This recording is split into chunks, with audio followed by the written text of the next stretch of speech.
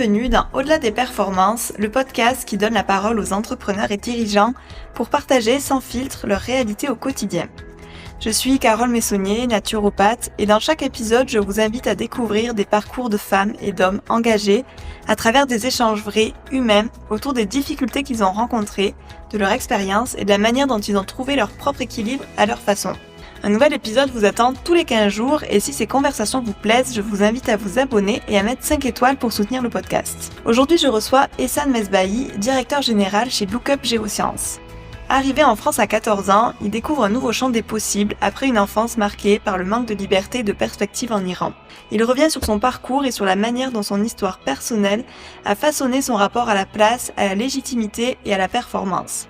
Dans cet épisode, il évoque la quête d'acceptation qui l'a longtemps poussé à en faire toujours plus et le burn-out qui a marqué un tournant dans sa façon d'aborder son travail et la réussite. Ehsan nous partage sa vision du leadership et de la transformation des organisations, un processus collectif fondé sur l'écoute, la co-construction et la reconnaissance du potentiel de chacun. Un échange sincère et inspirant qui nous invite à repenser la performance à travers le prisme de l'humain et du sens. Bonne écoute. Bonjour Ehsan. Bonjour Carole. Bienvenue dans le podcast. Merci de m'inviter. J'ai hâte de voir de quoi on va parler. La discussion qui arrive. La discussion qui va avoir lieu. Ouais. Est-ce que pour commencer, tu peux te présenter ? Oui, donc je suis Ehsan Mesbahi et j'ai 54 ans, je suis d'origine iranienne, je suis arrivé en France à l'âge de 14 ans et donc j'ai une formation d'ingénieur en mécanique, mais en gros j'ai développé mon expertise plutôt dans des domaines d'organisation, dans ce qu'on appelle dans le jargon la transformation, qui est en gros une façon de faire grandir une organisation. Donc ça passe par la construction d'une vision, d'une stratégie, d'une organisation qui soutient la stratégie et souvent, et c'est le plus dur, une évolution, voire une transformation culturelle. Comment t'es passé de ingénieur en mécanique à tout ce projet de développement? Parce que j'ai l'impression qu'il n'y a pas de lien direct entre les deux. Alors déjà, ingénieur en mécanique à autre chose, c'est vraiment une histoire de vie dans le sens où je me suis retrouvé à un moment où j'avais besoin de travail pour pouvoir rester en France et donc en fait je suis allé là où on a bien voulu de moi et à ce moment-là c'était les télécoms. Donc j'ai fait une bonne partie de ma carrière dans les télécoms parce qu'à l'époque c'était la croissance folle dans ces domaines-là et ils cherchaient des cerveaux, des ingénieurs et quitte à les former. Donc j'ai eu cette opportunité-là et je l'ai saisie. Quand tu me dis à un endroit où on voulait bien de moi, t'as senti une discrimination, quelque chose comme ça, plus jeune? Ah bah alors pour le coup, c'était très compliqué en tout cas quand on était étranger ou sûrement iranien, sorti des études, de trouver un emploi. Voilà. Donc et dans mon domaine, ça n'a pas été possible. Donc du coup, j'ai dû quelque part prendre ce qui était possible de prendre, ouais. Et c'était déjà une chance à ce moment-là. T'es OK pour en parler de ce début de vie à 14 ans quand t'arrives en France? Ouais. Parce que c'est quand même un parcours qui est hors du commun et assez fort de résilience, j'imagine. Tu peux nous raconter un petit peu ton histoire? Bah, l'histoire en fait commence par une forme d'impasse en Iran, dans le sens où c'est une époque où la vie est complètement chamboulée là-bas. Il y a une révolution, il y a l'arrivée de l'islam politique, il y a la guerre et en fait, il y a pas tellement d'horizon autre pour un jeune que de finir au front et à l'époque même les universités sont fermées, donc il y a pas d'avenir, et à ce moment-là, c'est mon père qui me dit: «Bah, voilà, c'est maintenant ou jamais» et je peux même encore aujourd'hui difficilement dire ce qui m'a fait dire, «Banco, on y va». Ah si, peut-être on y reviendra maintenant, ça se clarifie un peu plus le pourquoi aujourd'hui. Mais en tout cas, l'intuition qu'il faut y aller, quoi. Qu'il faut y aller, qu'il faut saisir sa chance et quitter le pays et quitter la famille et quitter sa terre. Donc ça démarre comme ça. Voilà. Ensuite, c'est une histoire de découverte, hein, surtout, c'est beaucoup de joie, C'est la joie la première émotion à laquelle tu penses? Ouais, c'est évidemment beaucoup de mais ça, c'est aussi, ma façon d'avoir fonctionné, c'est-à-dire ne pas regarder en arrière trop douloureux peut-être de regarder aussi en arrière. Donc en fait, c'est regarder devant, ça a été beaucoup de joie de découvrir, en fait. De découvrir une autre culture, de voir ce champ des possibles, de découvrir, une autre planète quasiment, de tout point de vue, quoi. Ouais. Et tout ce qui était possible, de faire là où tout était fermé, dans la vie précédente, en fait. Ouais, il y a un champ des possibles, Oui, on part d'un endroit où on n'est pas libre, et libre de rien, heu, où, les choses les plus simples sont interdites. Ne parlons pas de la pensée politique, évidemment, il y a la pensée politique, mais au-delà de ça, pour un jeune de 14 ans, enfin, voilà, faire la fête, se retrouver entre potes, vivre des choses que des adolescents peuvent vivre, hein, ne serait-ce que ça, c'est pas possible et c'est vivre aussi dans les craintes, la crainte et la peur permanente et donc voilà, quand on arrive à un endroit où on est libre, c'est déjà, quelque chose d'inouï qui s'ouvre, quoi et sans en avoir pleinement conscience, je l'ai vécu comme ça, comme une joie. C'est fort, hein, parce que si je me retrouve tellement je me projette, hein, donc je suis pas du tout à ta place. Mais moi, ce serait la peur qui viendrait en priorité, tu Mmh. vois? Bah, elle a été là aussi, C'est normal. rétrospect mais c'est pas ça qui a dominé. Mmh. Mais elle a, aussi été, là. Ouais, la peur de pas trouver sa place. La peur de pas être intégré, la peur de pas être accepté. Enfin, je encore une fois, c'est des choses qui étaient pas tellement en conscience à l'époque, Ouais. qui le sont maintenant, qui résonnent plus aujourd'hui. Heu, mais, à ce moment-là, non, c'est plus, ouais, de la joie, de l'enthousiasme, c'est, ouais, c'est un monde qui s'ouvre, quoi. C'est encore une fois la liberté, c'est quelque chose, d'inouï quand on l'a pas eu. Mmh. Tu l'as trouvé ta place aujourd'hui? Ah ah! Question dure, hein, j'attaque Ouais, d'entrée, bah, c'est la quête d'une vie, c'est la quête d'une vie. Non, je pense que je commence, à mettre un pied là-dedans. Ouais. Là où, bah, justement, je pense que j'ai été toute une vie, dans, la quête d'être accepté, Mmh. d'être intégré, de pas être rejeté. Donc quelque part, d'être, ouais, de me conformer, Oui, d'être dans l'adaptation. oui, faire ce qu'on attendait de moi, être, en faire plus même, même bien plus pour, être sûr de trouver sa place, d'avoir une place. Voilà, c'est pas trouver sa place au final, mais c'est d'avoir une place. Mmh. Ouais, Ça doit être assez insécurisant en plus comme, émotion, de toujours se questionner, complètement. et toujours combattre, devoir, légitimer cette place. Ouais, ouais, bah, en fait, c'est un sentiment permanent de presque d'imposture, de ouais, de pas être à sa place, de pas être légitime, Mmh. ce que tu disais. Donc c'est ouais, c'est une façon, de masquer ça en permanence et jamais se sentir, vraiment, à sa place, heu et en même temps partout, un peu à sa place. Mmh. Oui, il y a une espèce de Ouais, capacité à s'adapter à tous les environnements, ouais. mais avoir du mal à y Mmh. rester, Mmh mh. peut-être, Ouais. Bah, moi, une des choses je sais pas comment le formuler, mais quand on m'appelait par mon prénom, il y avait déjà un étonnement, en fait. mmh d'être reconnu? Là, ah tiens, voilà, c'est oui, il y avait un peu ça, de dire: «Bah, tiens, on me reconnaît, ouais, on m'appelle par mon prénom, quoi». Enfin, c'est une chose complètement anodine, mais voilà, j'avais ce C'est marquant. truc-là, c'était pas, ouais, c'était pas anodin. C'était pas quelque chose, bah, on t'appelle, quoi, mais voilà, tiens, on prononce ton prénom, peut-être on te reconnaît. Mmh. Et comment ça a évolué, cette légitimité, c'est quoi ton rapport à tout ça aujourd'hui? Alors il y a déjà une rupture, assez forte par rapport à la légitimité, c'est la naissance des enfants. Parce que je pense que c'est vraiment ça, c'est à ce moment-là qu'il y a quelque chose que j'ai vraiment switché où, où, je pouvais plus être comme ça dans le questionnement de: «Est-ce que je suis à ma place?» Voilà, et la responsabilité, leur place à eux, en fait, Oui, le au f au pour qu'il y ait une place, ça t'a un peu obligé à prendre la tienne? voilà, bah, il faut un peu s'ancrer, quoi, parce qu'il y a quand même, personne dont, tu as la responsabilité et donc pour eux, quelque part, il y a quelque chose comme ça et puis il y a un lien aussi, avec le pays qui se fait, puisqu'ils sont nés là. Donc la naissance des enfants, ouais, ça a été un point de bascule aussi, Tu l'as à ce conscientisé de moment-là. suite ça ou pas?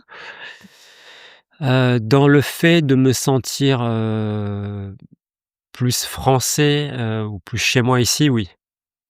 Dans le fait de trouver pleinement ma place, bah, finalement toujours pas. Mmh. Là, ça c'est on est encore en plein dedans, Ouais. ouais. Mmh. Et c'est quoi les dernières, actions ou événements qui t'ont aidé à avancer, à cheminer sur, ou à avancer sur ce Mmh. chemin-là? Il y a eu, un moment où je me suis retrouvé, quelque part, plongé dans le passé, parce que je suis arrivé en France avec mes 2 cousins qui avaient plus ou moins, mon âge un peu plus grand et c'est une période sur laquelle je m'étais jamais trop retourné. Je j'ai eu l'occasion de On a eu l'occasion de se réunir, tous les 3 avec toute la famille, je crois qu'on était une vingtaine alors qu'on était arrivés à 3, on était quasiment une vingtaine avec les enfants, la famille, toute la famille réunie au Canada parce que, l'un d'eux maintenant vit au Canada et je me suis replongé dans cette période, le fait de se retrouver tous les 3 où j'ai pris conscience un peu de tout ça. C'est-à-dire j'ai pris conscience quelle était ma place, déjà quelle était ma place parmi, Dans la ce famille? trio Mmh. Ah oui, le 1er trio. et donc du coup, dans cette famille et du coup, comment ça s'était passé? Enfin, comment j'avais trouvé ma place avec eux, quand j'étais arrivé, en France, tout ce que j'avais fait pour leur ressembler aussi, pour être à la hauteur de ce qu'ils étaient. Je les admirais beaucoup et voilà, ça a été une forme d'introspective et en même temps, ça a été aussi la perte d'un ami, que j'avais été voir juste avant d'aller, faire cette visite au Canada et que j'ai pas retrouvé au retour et puis, ça m'a ramené aussi à l'essentiel, c'est-à-dire en gros le lien.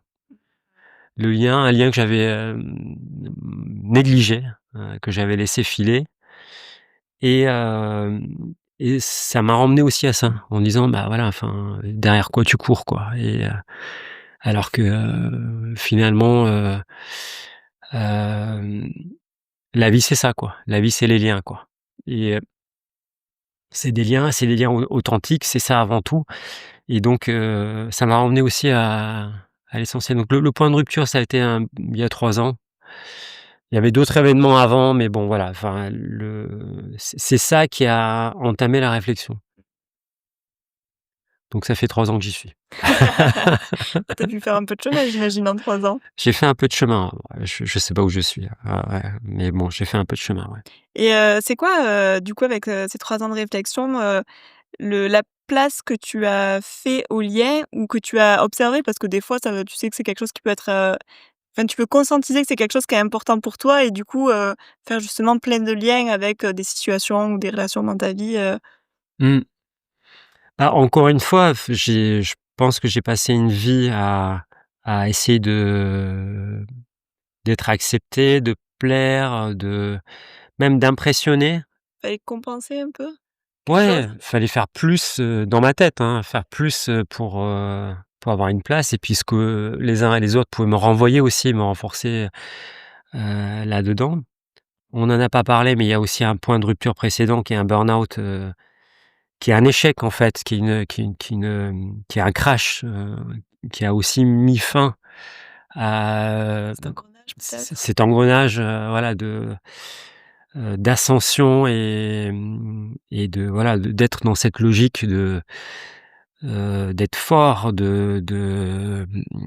Toujours plus? toujours plus, ouais, toujours je pense dans cette quête de place, en tout cas quête de pas être rejeté. Mmh. En tout cas peur de pas être rejeté, quête de place, peur de ne pas être rejeté.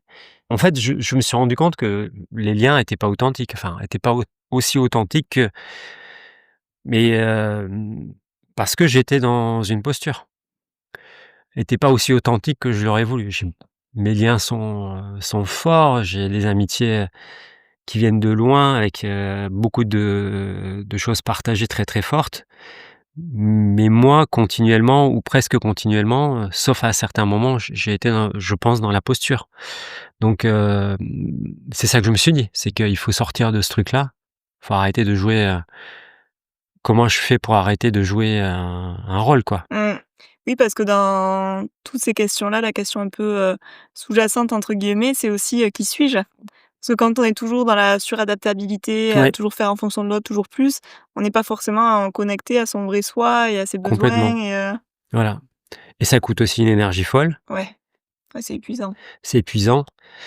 Donc bah, c'est lâcher quelque chose, ouais. C'est laisser partir, ouais, une forme de costume, qui a aussi fait, hem, la manière, enfin, dont les gens, nous perçoivent. Donc c'est quand même pas facile, hein, de qui était plutôt positif. Voilà, donc Ouais, puis je me dis dans ces questions de place, au final, en fait, jamais personne, légitimera, ta place à toi ou à quelqu'un d'autre. Ce que je veux dire, c'est mmh, quand personne ne légitimise sa propre place, en fait. non, Faut la prendre, en fait, sa place. exactement, et je pense qu'il y a pas, même j'irai plus loin, il y a pas vraiment de place. Maintenant, je le vois plus comme ça, c'est, quelque chose qui est à l'intérieur de soi. La place, j'aime bien la manière dont, Charles Pépin le dit, il dit, c'est quand on a, si j'essaie de pas le déformer, mais il dit quelque chose du style, c'est quand, on a la musique intérieure qui joue. C'est en fait, c'est quand on fait quelque chose, qui nous ressemble et nous rassemble. On a tous vécu ça, on a vécu, des moments ou des choses qu'on fait dans lesquelles, Tu joues la musique de quelqu'un d'autre, on joue la musique de quelqu'un d'autre. Ou bien on est dans, ce qu'on est vraiment, et donc en fait, bah, on sent quand même, cette énergie, cette joie qui vient, cette envie, cette puissance même parfois, ou en tout cas on est pleinement, habité par, ce qu'on fait. Je pense que c'est ce que connaissent, par exemple, peut-être, les plus grands virtuoses, sportifs ou artistes ou autres, où, c'est plus visible, parce qu'ils sont habités par parce que ils sont dans ce qu'ils sont vraiment, quoi. Et donc je pense que c'est une histoire de raison d'être, c'est une histoire de quelque part se retrouver. Si on revient en arrière et on se dit: «Bah, qu'est-ce qui me mettait en joie petit?» Je pense qu'il y a un lien qui se fait à un moment donné. Donc bah, moi je sais que j'aimais déconstruire, reconstruire. J'aimais, surtout pas ce qui était là, tel que c'était. J'aimais, voilà, fallait que tu apportes ta patte. il fallait que, ouais, je me dise: «C'est possible de faire autrement», Mmh. et donc moi j'ai Tu remets besoin en question les structures. tout le temps. Mmh. Voilà, en tout cas je pense que petit je faisais ça, et aujourd'hui je pense que c'est ça aussi, qui est au fond de moi, et c'est quand je suis là-dedans que je me sens vraiment moi. Là, en plus, dans ton entreprise, la porte d'entrée de ce podcast, c'est, Nolwenn qui me parlait de ton management Mmh. dans ta boîte. Tu peux nous en dire un petit peu plus? Alors déjà, pour revenir sur le mot management, parce que c'est un mot qui, moi, me plaît pas beaucoup. C'est pas une façon de balayer, enfin voilà, toutes les techniques de management, enfin ça existe, d'une certaine façon ça fonctionne. Mais le mot gérer, des personnes, c'est quelque chose qui je trouve, n'est pas à sa place. Gérer une organisation, gérer, des projets, hem, mais gérer des personnes, j'ai presque envie de dire, si on sait se gérer soi-même, la seule personne à gérer, c'est soi-même. Si on est déjà en capacité de gérer son propre ego, ses propres émotions, être en capacité de prendre du recul par rapport à ce qu'on vit, de faire un pas de côté, de se mettre dans une situation, pour comprendre son propre fonctionnement, c'est déjà énorme. Donc aller, faire ça avec, d'autres, ça paraît très, très, présomptueux. Je pense qu'au mieux, on peut être dans une logique, d'accompagnement, dans une logique, de coaching, de miroir.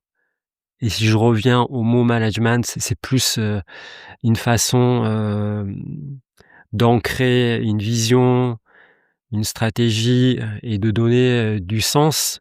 Un sens qui est pas forcément, celui, qui parlera à la personne qui le reçoit. Donc du coup, c'est nécessaire, mais c'est pas suffisant. Mais à minima, c'est ça, c'est aussi donner du sens, contextualiser ce sens en permanence. Et si je reviens au style de management qu'on essaie de déployer, en fait, c'est quelque chose qui, hem, se construit autour de l'ouverture.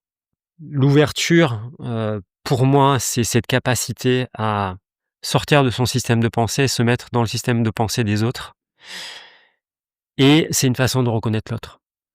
Et en fait, c'est une façon de faire de la place à l'autre, ou en tout cas de lui donner la place de trouver sa place, parce qu'encore une fois, c'est un cheminement personnel. Donc cette ouverture, c'est ce qui fait qu'on, va, pour moi, construire un vrai collectif et pas une somme d'individus. C'est ce qui va faire que les intelligences vont pouvoir s'agréger. C'est ce qui va faire que les forces vont pouvoir, se compléter. C'est ce qui va faire, qu'on va pas être dans une guerre d'ego, ou dans une guerre de leadership.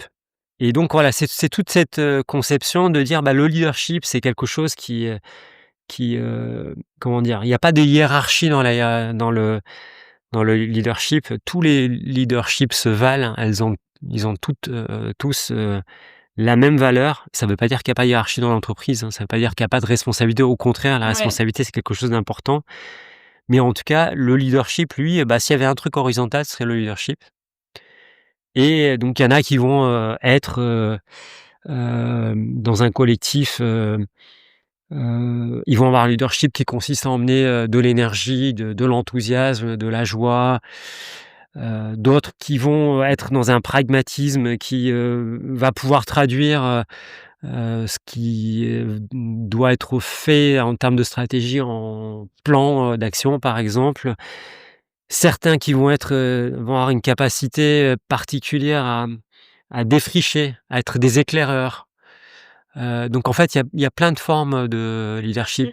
Il y en a qui vont être posés, qui vont avoir du recul, qui vont, emmener ça. Donc au-delà des compétences qui peuvent se conjuguer, les leaderships, peuvent, aussi se conjuguer. Alors comment on fait pour qu'il y ait pas une guerre de leadership? Et moi je crois pas aux leaders et aux suiveurs. Ouais.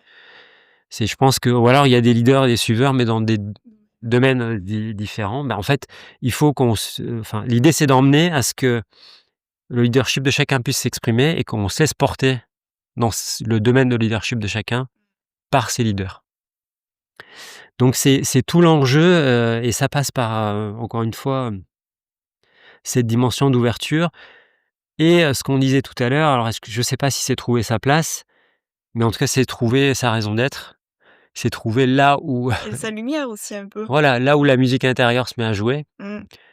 là où on a une joie à faire ce qu'on fait, et c'est là où on est bon, et c'est là où, et en fait, cultiver ça et donner confiance autour de ça, et voilà, c'est théoriquement, c'est ça. Pratiquement, ça passe par, J'allais te demander.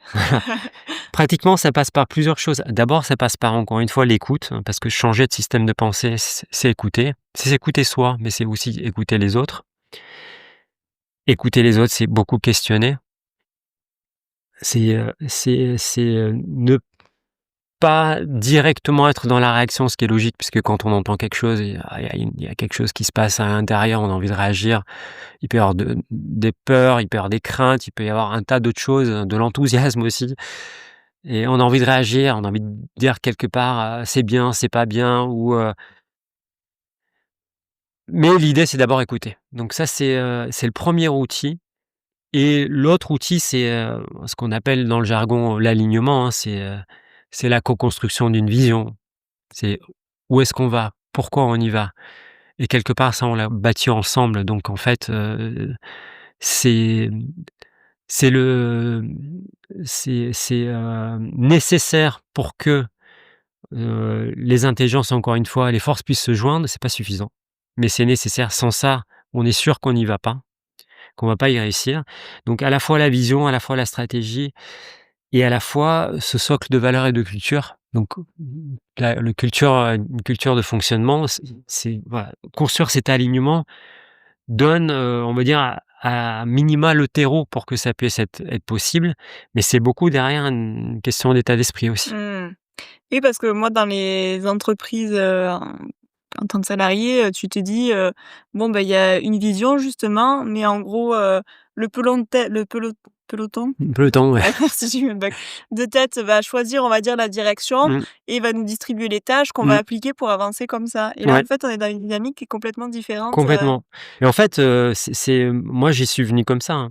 C'est-à-dire, j'y suis venu par l'échec en quelque sorte. C'est-à-dire que ce qui m'a emmené à ça, c'est le constat que ça marchait pas ou peu. mmh, Je disais transformation, bah, les transformations que j'ai, essayé de mener, hem, peu ont vraiment, abouti. Et puis, je pense que beaucoup de ceux qui ont été en responsabilité, et notamment en responsabilité de ce qu'on appelle middle management, ont connu cette galère d'une direction qui dit: «On va par là». c'était entre 2 là.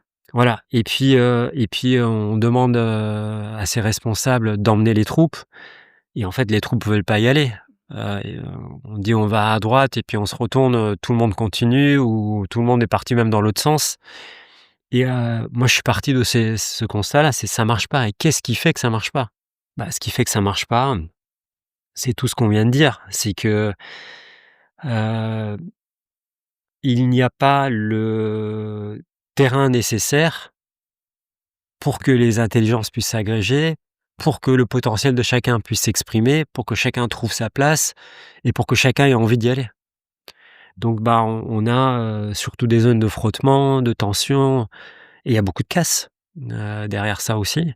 Donc il y a ceux qui vont, quelque part, cheminer, mais qui vont, quelque part, jouer des coudes pour trouver leur place dans Ouais. le futur dessiné par quelques-uns.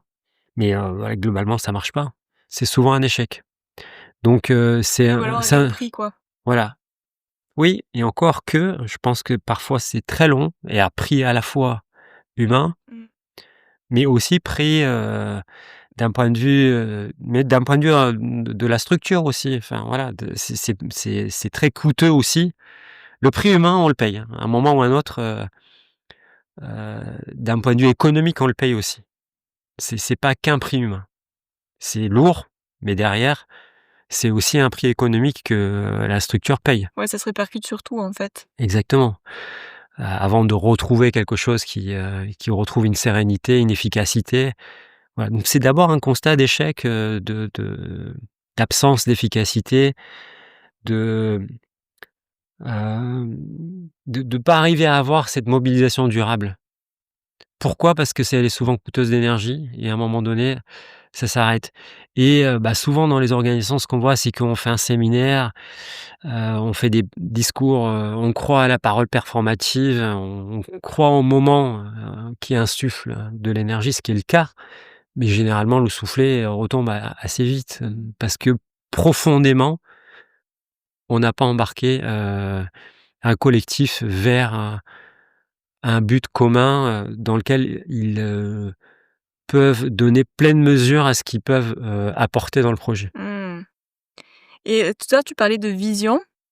La vision dans l'entrepreneuriat, c'est quelque chose dont on parle beaucoup, quelle est Mmh. ta vision, et cetera, mais qui peut rester un peu, floue d'une Mmh certaine mh. manière. Comment elle a construit cette vision? Mmh.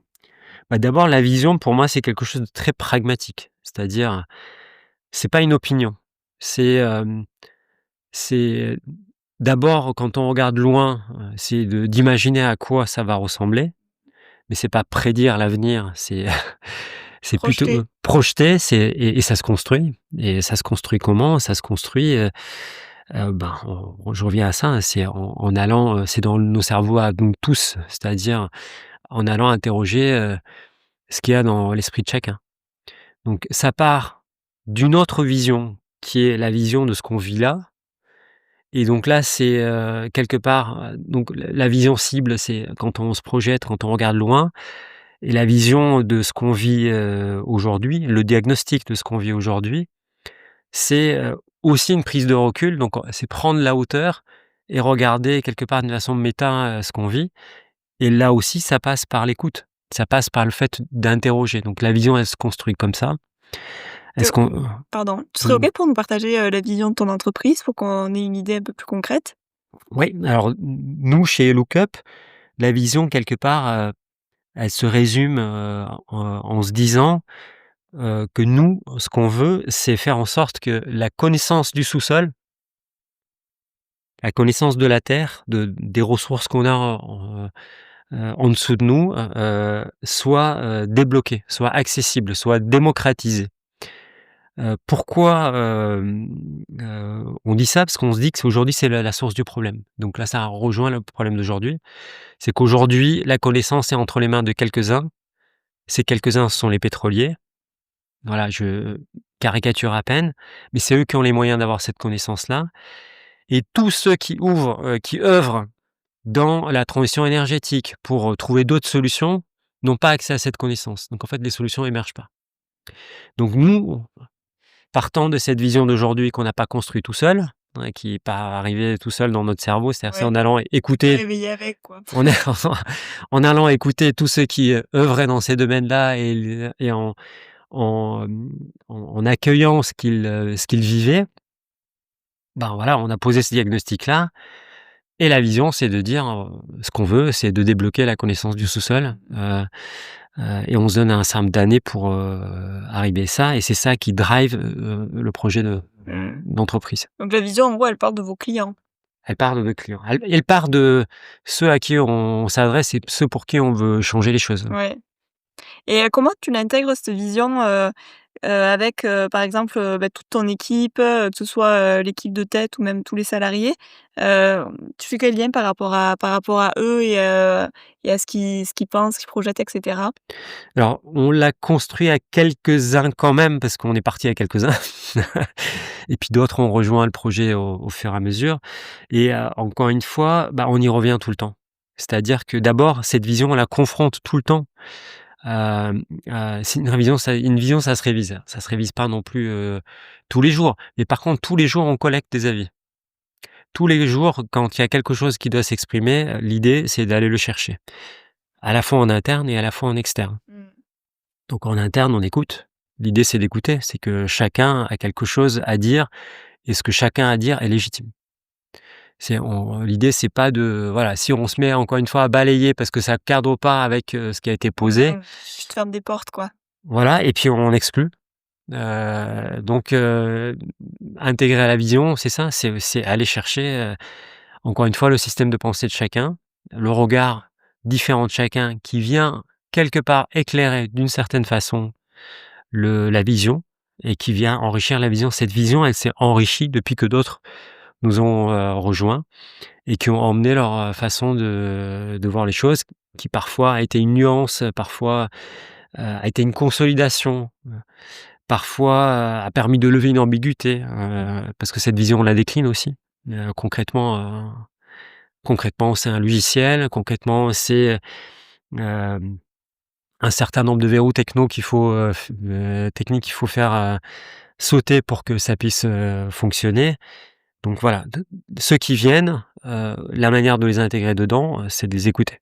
En gros, donc tu fais la vision, voilà, tu définis ta vision, tu la remets chaque jour en question en fonction des échanges que tu peux avoir et ensuite, c'est par quoi elle passe cette Mmh, vision, concrètement, mmh. quoi? Comment je Alors, la mets en place? si dans la comment dire? Dans la méthode, on la remet pas en question tous les jours. OK, Par contre, on collecte tous les jours. OK.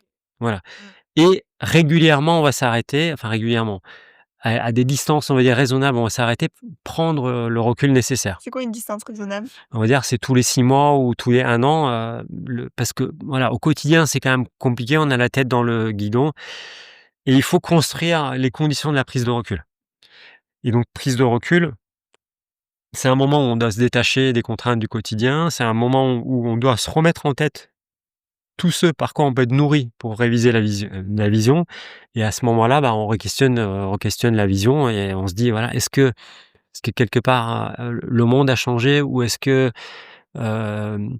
est-ce qu'il y a des déterminants qui ont évolué? Est-ce qu'il y a des connaissances qu'on n'avait pas, qu'on a, aujourd'hui et en quoi ça change la donne?»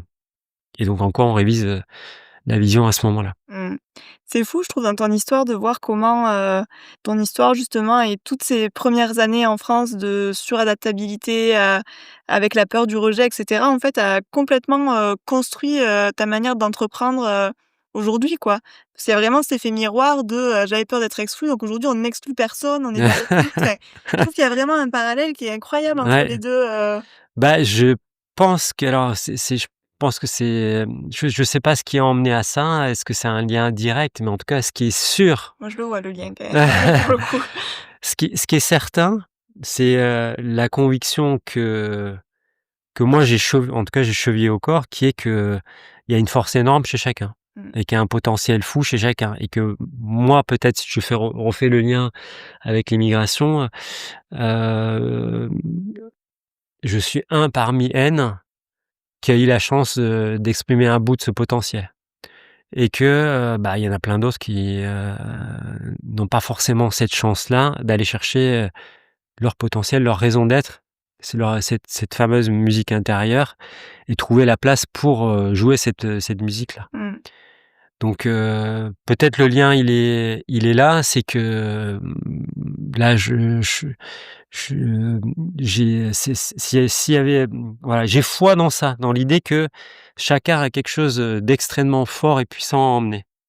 Ouais, parce que tu vois, on part d'une expérience, où on s'adapte aux attentes Oui, et on rentre dans la norme, mmh, à un truc quand même qui est complètement différent ouais, de: «Je te prends tel que tu es, mmh je t'écoute» et ouais, je trouve qu'il y a enfin, on est mmh. à l'opposé en fait. Alors c'est peut-être aussi mon paradoxe parce que c'est pas, je me suis pas conformé aux attentes, enfin je me suis conformé aux attentes, mais je me suis pas conformé au mode de fonctionnement.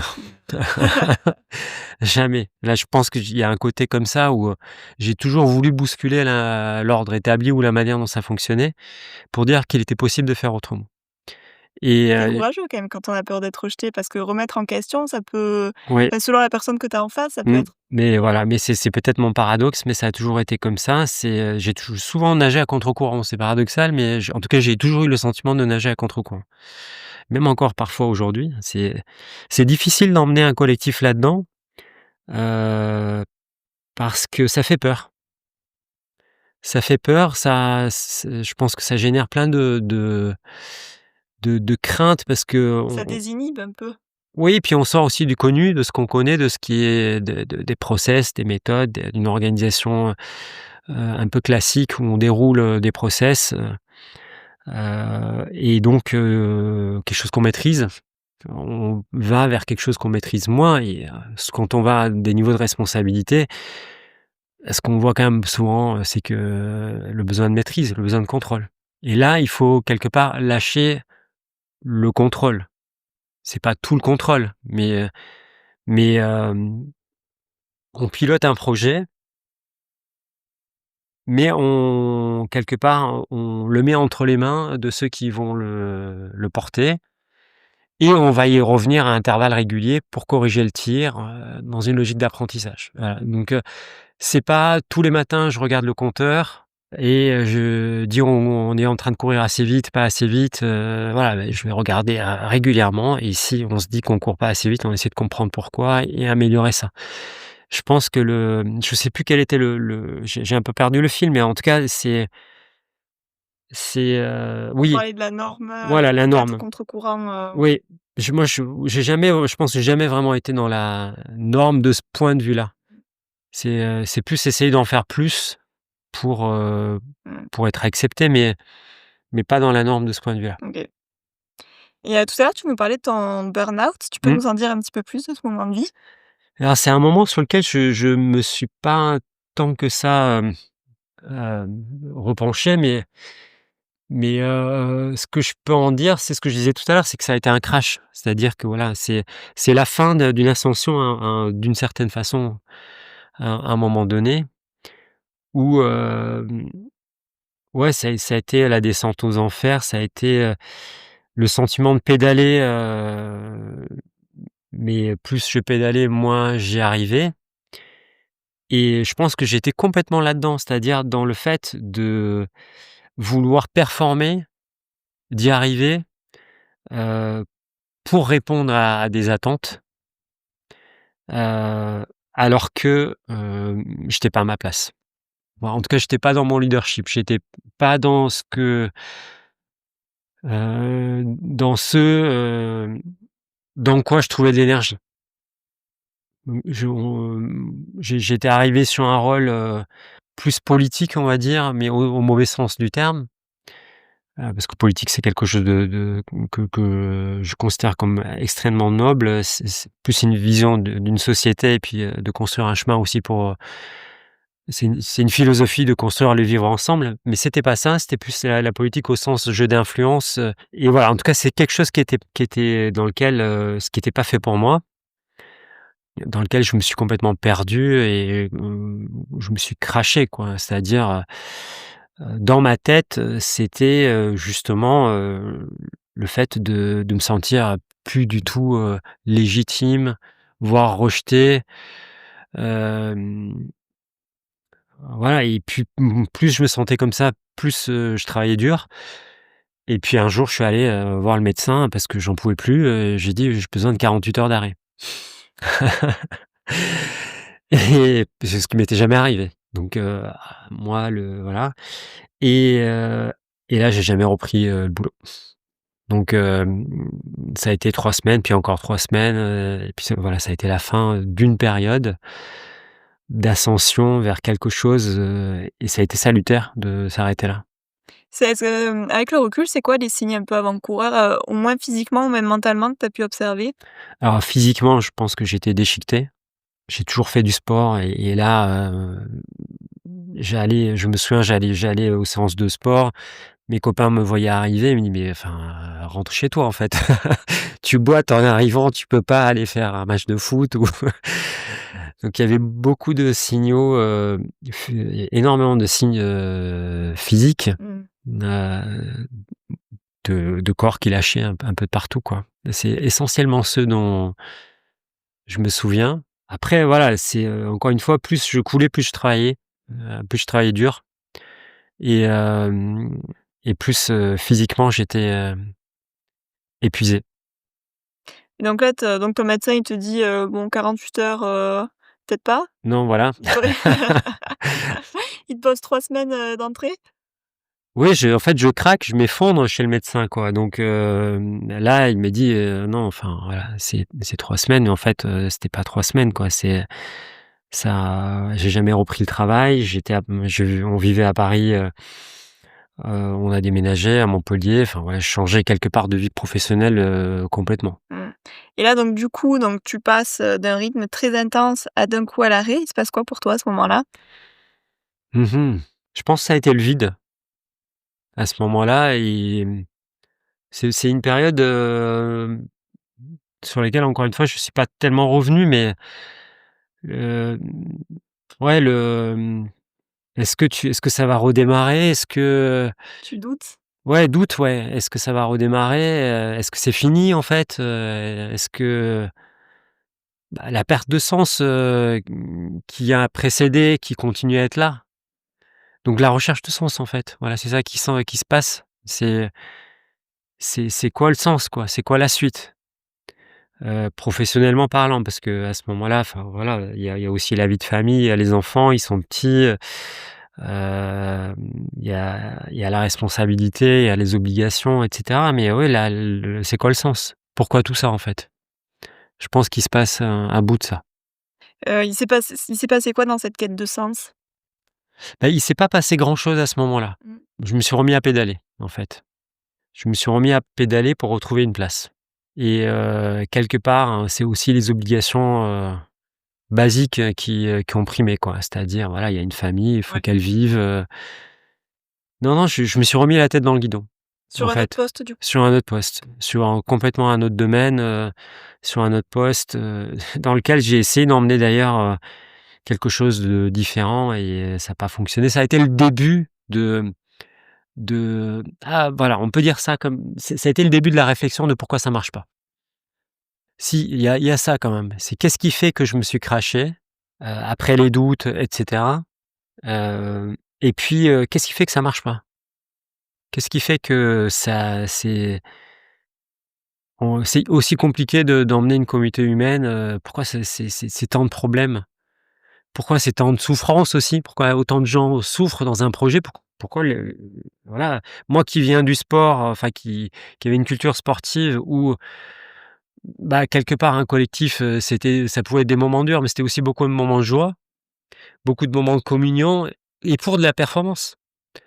Et là, que pour quelque chose, dont le principe est aussi un peu la performance, en tout cas le fait de bien fonctionner ensemble et heu et là non quoi, à aucun moment en fait, très peu. Donc c'est quoi le sens? Mmh. Et ensuite la suite, de l'histoire dans cette quête, ça se passe comment?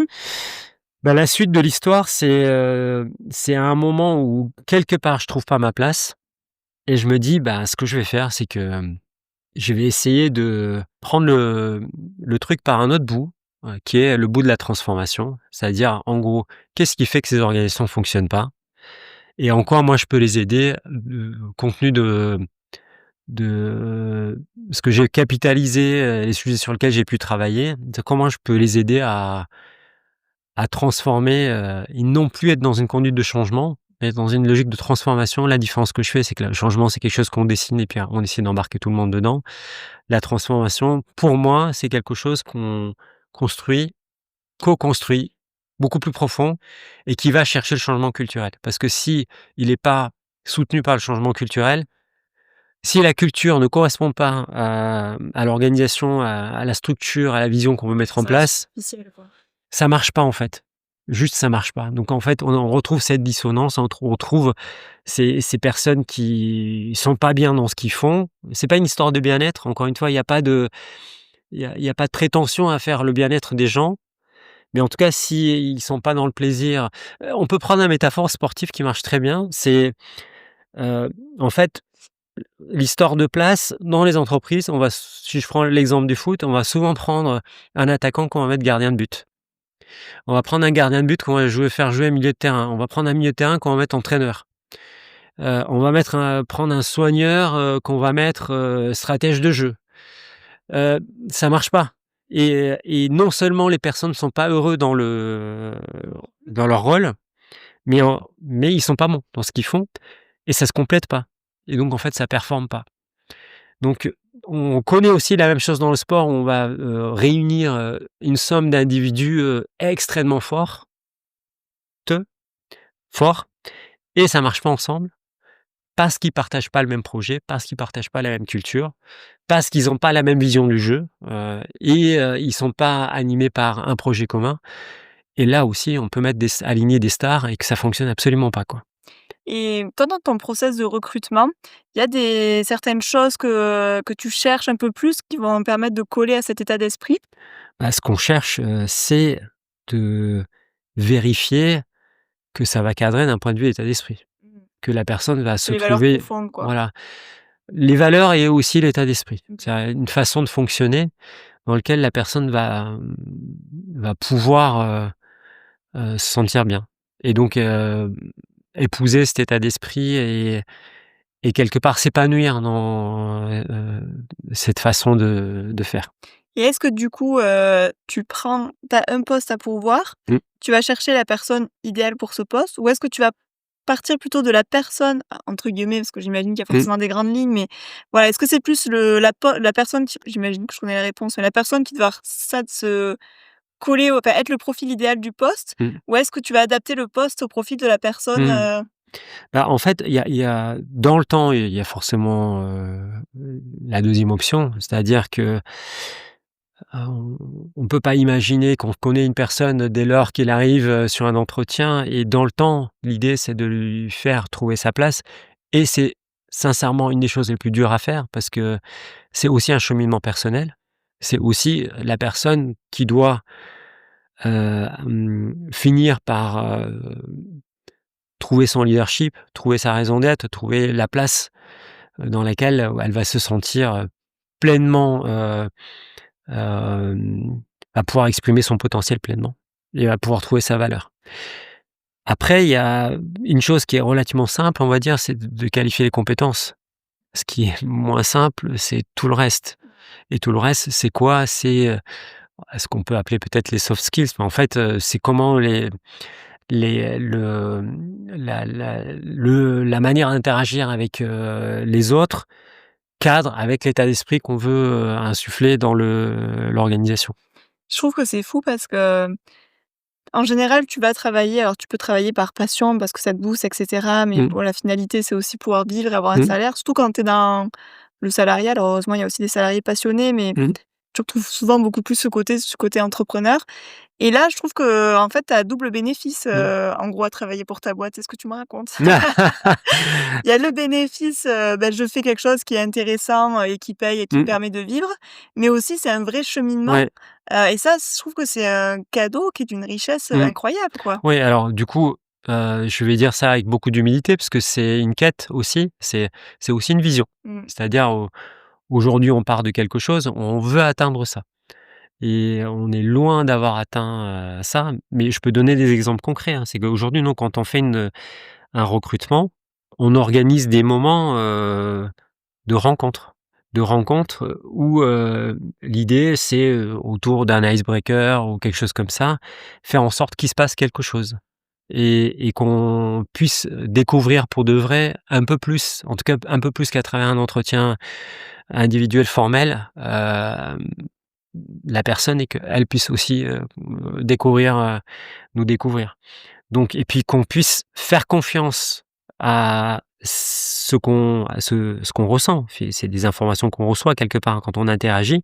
Dire: «Est-ce qu'on se projette avec, est-ce qu'on le sent? Est-ce qu'on le sent pas?» Que chacun puisse s'exprimer. En fait, il se passe un truc assez incroyable, c'est que quand on va chercher chez chacun la manière dont il a ressenti le lien, la rencontre, bah, il se construit quelque chose. Et là, il se construit, quelque chose qui est beaucoup plus juste que quand on a passé juste, à tour de rôle un entretien très formel où on est très centré sur les compétences et cetera. Mais finalement, c'est ce qui est le plus facile à qualifier les compétences. Mmh. On arrive un peu sur la fin, Mmh. de cet épisode, et la question, qui est intéressante parce que le mot est revenu plusieurs fois dans la conversation, Mmh. c'est quoi ta vision de la performance aujourd'hui? Ou comment elle Mmh. a évolué même? Je pense que ça Ouais. peut être intéressant de te poser cette question. Bah, oui, voilà, pour le coup, pour avoir évolué, elle a évolué. Enfin, d'abord, ce que je peux dire sur la performance, c'est que pour moi, il y a deux éléments clés. C'est que sortir de la logique d'immédiateté, ou de ponctuel et d'être dans une logique de durée quand on est dans une entreprise, c'est vraiment, c'est pas les prochains jeux olympiques qu'on prépare, quoi. C'est toute une vie, et donc la performance, elle est dans la durée et comment elle se construit dans la durée, heu et plutôt que de parler performance, c'est de dire comment, une structure faite d'hommes et de femmes arrive dans le temps à fonctionner de mieux en mieux. Et je c'est ça, hein, pour moi, la vision de la performance et je rejoins le deuxième mot, c'est le collectif. C'est obligatoirement collectif. La performance individuelle, si elle n'est pas inscrite dans une performance collective, elle peut, heu, elle peut quelque part nuire à la performance collective. Donc ce qu'on cherche, c'est la performance collective. C'est que l'entreprise fonctionne de mieux en mieux. Encore une fois, le mot de performance peut vouloir dire plein de choses dans l'esprit des gens. Il s'agit pas pour moi, de gagner une compétition, il s'agit d'aller chercher la vision. Donc, qu'est-ce qui fait qu'on va tendre de manière la plus efficace possible vers cette vision? C'est quand il y a le collectif qui fonctionne, c'est quand chacun trouve toute sa puissance dans, toute la place pour donner pleine puissance à son potentiel dans ce collectif et tout ça, c'est facile à dire, mais c'est extrêmement compliqué au quotidien. J'imagine. On est dans la matière, humaine, et on va retrouver, quelque chose qu'on n'a pas beaucoup abordé, mais des problématiques d'ego, des problématiques de peur et de crainte, qui vont, énormément perturber le fonctionnement collectif et le fonctionnement individuel. Donc, pour moi, voilà, la performance, elle est d'abord dans la durée et elle est collective et c'est une logique, d'emmener chacun à donner pleine puissance à son potentiel dans une logique d'apprentissage, collective. C'est la structure qui doit être apprenante dans le temps. Merci beaucoup Essane pour toute cette conversation riche et hyper intéressante. Franchement, Mmh. j'ai passé un super moment. Merci, moi aussi. J'ai une dernière question pour toi. Mmh. Qui c'est que tu aimerais entendre derrière le micro? Ah! Alors j'aurais bien dit Nelson Mandela. Alors, de vivant et de à peu près Alors accessible si je vais te possible. dire pourquoi je dis ça, parce qu'en fait, il dit quelque chose, qui doit être de l'ordre de, faites en sorte que, ce soit vos espoirs qui reflètent vos choix, plutôt que vos peurs et vos craintes, Ah, et c'est que beau ça. je suis pas sûr que ça exactement ça, mais ça veut dire quelque chose comme ça, et qui pour moi est devenu, une philosophie de vie, et quelque chose, si je devais, transmettre, une seule chose à mes enfants, j'aimerais que ce soit ça. Donc c'est pour ça, je me demande, qu'est-ce qu'il a pu traverser, pour, arriver à prononcer ces mots-là parmi d'autres, et puis c'est une des seules, personnes qui a réussi à réunir, en tout cas, faire franchir un cap énorme pour réunir des gens, qui, est pacifié, qui a un exemple, quasiment unique, je pense, dans le monde. Donc j'aurais bien voulu l'écouter lui. Sinon, je pensais à toi, en fait. Parce que je suis hyper curieux de savoir, voilà, toi qui passes, beaucoup de temps à écouter les je me dis que ça doit être intéressant de t'entendre, Ouais. sur tous ces sujets-là. Alors j'avoue qu'à la base, Stéphanie Sanchez que tu connais, Mmh. me l'avait proposé il y a quelques mois et j'étais en mode, «Non, merci, ça ira». C'est beaucoup plus confortable d'être de mon côté du micro que du tien pour le coup Ouais. et après réflexion, on en a reparlé et c'est prévu. Je sais pas trop quand, peut-être plus fin d'année, mais en tout cas, je me sens prête à me prêter au jeu. Donc écoute, je te remercie en tout cas de de ton intérêt. Voilà, c'est prévu. Mmh. Pas très confortable là, mais bon, Ouais. des fois, il faut savoir Bon, sortir, tant mieux. de sa zone de Mmh. confort. Merci beaucoup Bah, merci à toi. et à très bientôt. Merci, à bientôt. Merci d'avoir écouté cet épisode du podcast Au-delà des performances. J'espère que cette conversation vous a inspiré et donné des clés pour intégrer davantage de bien-être dans votre quotidien. Si ce podcast vous a plu, n'oubliez pas de vous abonner et de laisser une note ou un avis sur votre plateforme d'écoute préférée, cela m'aide beaucoup à faire grandir le projet. Pour continuer la discussion ou en savoir plus sur mes accompagnements, retrouvez-moi sur Instagram ou LinkedIn, j'y partage régulièrement des conseils et des inspirations autour du bien-être et de la performance. Encore merci pour votre écoute et je vous donne rendez-vous très vite pour un nouvel épisode. Prenez soin de vous, à bientôt!